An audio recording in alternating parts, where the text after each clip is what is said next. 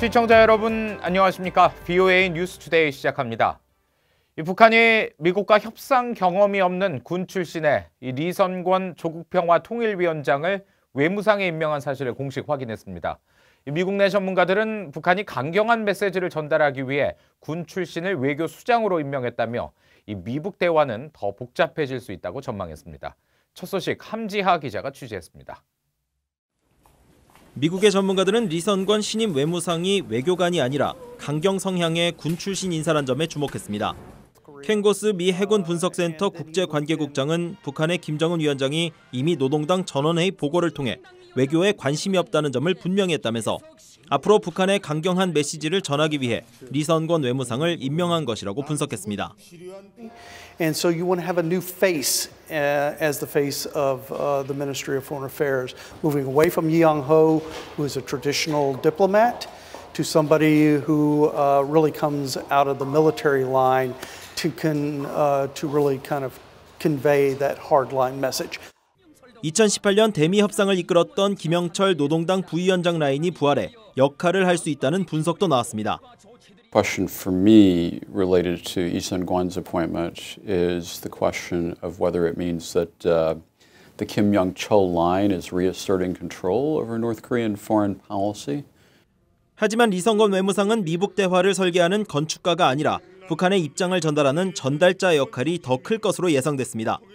반면 리선권 외무상이 군 출신이기 때문에 안보 분야인 핵 협상에서 실질적인 역할을 할 수 있다는 시각도 있습니다.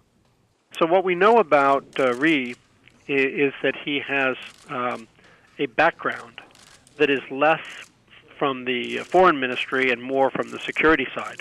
In some ways that might be an advantage because he is more knowledgeable, one presumes, about North Korea's security policy and North Korea's nuclear weapons program than many foreign ministry people. 미국의 전문가들은 당장 미북 대화가 재개되긴 어렵지만 외무상을 교체한 만큼 북한은 더욱 완강하고 타협을 거부하는 접근법으로 협상을 시도할 가능성이 커졌다고 분석했습니다. VOA 뉴스 함지하입니다. 마크 램버트 전 미 국무부 대북 특사가 앞으로 유엔 내에서 중국 등 다른 나라들이 미치는 악의적 영향에 대응하는 역할을 하게 될 것이라고 국무부가 밝혔습니다. 국무부 대변인실 관계자는 23일 VOA에 직업 외교관인 램버트 특사가 국제기구국에 발령났다면서 다자기구의 온전성을 지키기 위해 다양한 배경의 외교관들로 이뤄진 팀에서 일하게 됐다고 설명했습니다. 그러면서 그 업무에는 유엔 체계 안에서 중국 등 다른 나라들의 악의적 영향에 대응하는 것도 포함되어 있다고 말했지만 램버트 특사에게 부여된 구체적인 직책에 대해서는 언급하지 않았습니다. 이 관계자는 또 다자기구들과 그 지도부는 설립 취지인 투명성과 법의 지배, 민주주의 원칙을 반영해야 한다고 강조했습니다.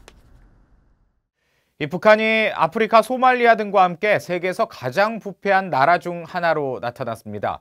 이 북한 정권이 공공 문제에 대한 민간 참여를 제한하고 이 정권 등에 반대하는 목소리를 억압하는 등 시민들의 감시를 받지 않는 것이 문제로 지적됐습니다. 조상진 기자가 전해드립니다. 독일에 본부를 둔 국제투명성기구가 23일 세계 180개국의 국가 청렴도를 조사한 2019 국가별 부패 인식지수를 발표했습니다. 부패 정도를 0부터 100까지 점수로 환산해 높을수록 청렴도가 우수한 나라로 평가한 이 조사에서 북한은 17점을 받아 전체 조사 대상국 가운데 172위, 8번째로 낮았습니다. 북한은 지난 2011년 조사 대상에 오른 이래 줄곧 부패 지수에서 세계 최하위권을 기록하면서 가장 부패한 국가 중 하나라는 불명예를 이어갔습니다.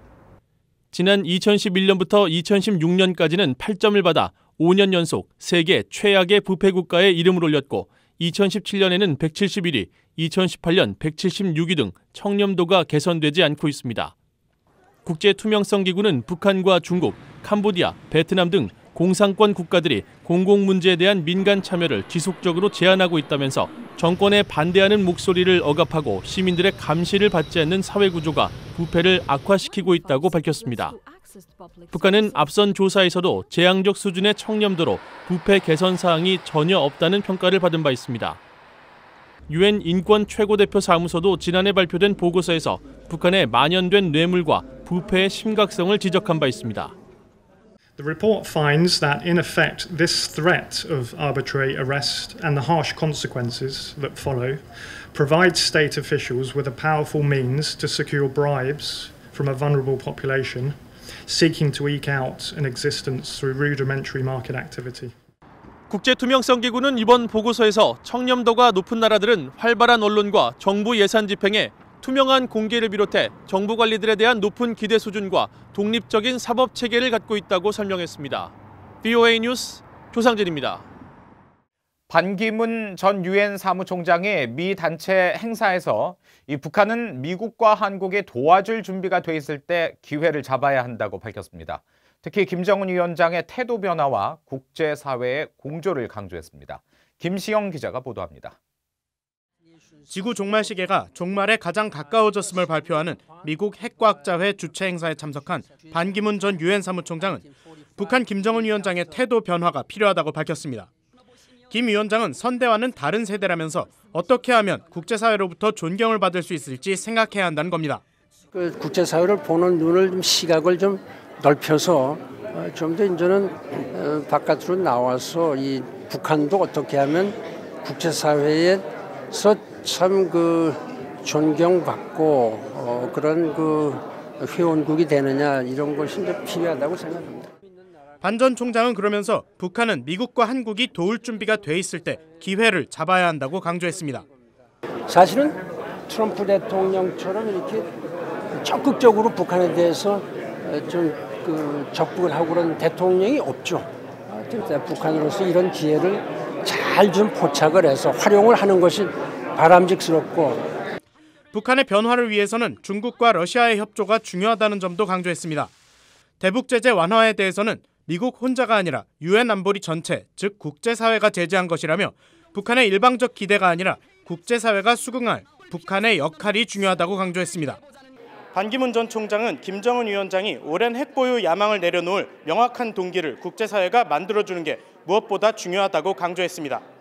이런 가운데 2020 지구종말 시계 행사는 지구종말을 의미하는 자정까지 100초가 남았다고 발표했습니다. Today, the bulletin of the atomic scientist moves the hands of the doomsday clock. It is 100 seconds to midnight. 이는 지난해 2분 전보다 20초 앞당겨진 것으로 교착 상태에 빠진 미북 비핵화 협상과 이란의 핵합의 탈퇴와 잇따른 군사적 긴장, 그리고 기후변화 등에 따라 지구 종말 시간이 앞당겨졌다고 미 핵과학자회는 밝혔습니다. VOA 뉴스 김시영입니다. 러시아에는 북한 노동자가 약 1,000명가량 남아있으며 이들은 곧 본국으로 돌아갈 준비를 하고 있다고 러시아 외무부가 밝혔습니다.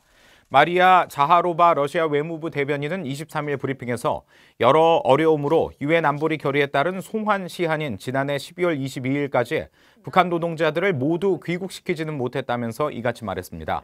그러면서 남은 1,000명가량의 북한인들은 노동 허가가 이미 끝나 러시아에서 소득을 얻지 못하고 있어 사실상 안보리 결의가 규정한 해외 소득 북한 노동자들이라고 볼 수 없다고 주장했습니다.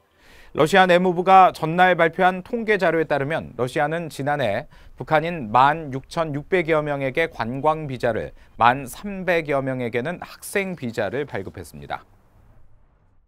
미국과 한국의 방위비 분담금 협상이 시한을 넘어 타결되지 못하고 있는 가운데 현재처럼 1년 단위로 협상을 하는 것은 주한미군 지원 구조의 불안정을 야기한다고 전직 주한미군 사령관이 지적했습니다.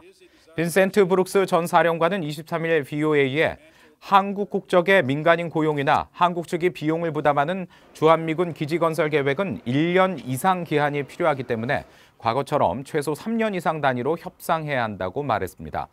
한편 미 블룸버그 통신은 이날 미 당국자들을 인용해 미국이 분담금 협상이 타결되지 못하면 몇 주 안에 주한미군 기지에서 일하는 한국인 근로자 약 9천 명에게 무급 휴직을 통지할 것이라고 경고했다고 보도했습니다.